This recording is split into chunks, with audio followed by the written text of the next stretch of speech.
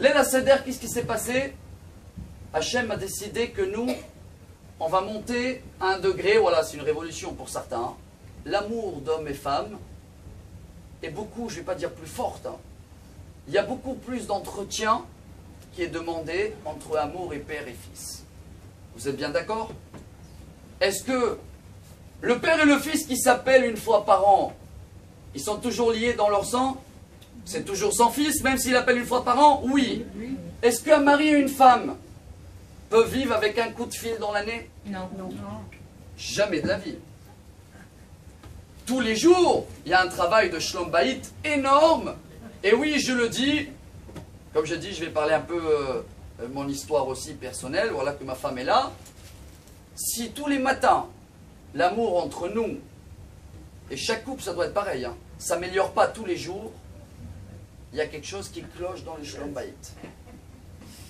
Ça doit être tellement clair, car le même vin lequel on va boire dans le Seder, les 4 verres de vin, c'est le même vin qu'on va faire dans le mariage, c'est le même vin qu'on va utiliser pour le Kiddush. Vous n'avez jamais demandé la question pourquoi pas la bourra, bon, pour les Tunisiens, pourquoi pas le whisky, pour les Scotland, non, ça vient de là-bas le whisky. Pourquoi pas la bière? Pourquoi que le vin?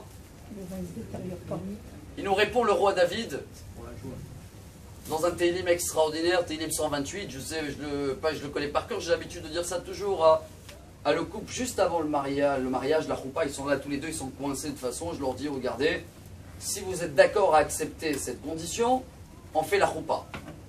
C'est laquelle? Eh bien, je prends le Télim 128, il dit David Ameler, Shtecha ke gefen poria, beyarkete betecha. Banecha ke shtile zeitim, saviv le shulchanecha. Il dit le roi David, ce couple, cet amour, c'est comme un vin, gefen, poria, qui s'améliore. Car le vin, c'est le seul dans le monde où il peut s'améliorer tout le temps quand c'est un bon vin. Je pense que chacun, quand il va se marier, personne il a forcé de choisir sa femme, ni la femme choisir son mari. Donc, il a choisi la meilleure bouteille de vin qui existe. Et s'ils sont partis sur un départ où ils ont trouvé la solution comment améliorer le vin, chaque jour qu'ils vont se lever le matin, leur amour doit être meilleur. Alors vous allez me dire tout seul, comment je peux garder un vin et il va s'améliorer, n'est-ce pas? Monsieur Soussan, il est là, il sait que c'est le discours de tous les mariages. Et alors, comment le vin il se garde? On ne voit pas la bouteille. Ça se cultive. Comme il est, je ne le touche pas. Dès que je décide de l'améliorer, de le changer, de l'ouvrir, de voir, il y a quelque chose qui ne me plaît pas, je vais rajouter du sucre, du miel, je ne vais pas dire du poivre ou du sel. Le vin, il est, comme on dit en suédois, klet. C'est fini le vin. Ce qui veut dire, et voilà où ils sont coincés le couple. Hein. Monsieur le khatan, tu te maries avec une kala qui est parfaite.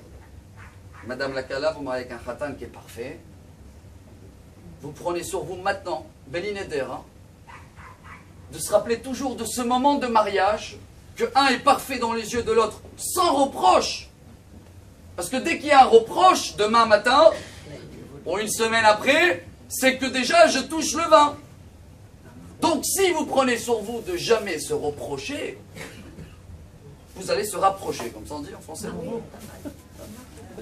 Pour une fois que ça sort un petit peu gros.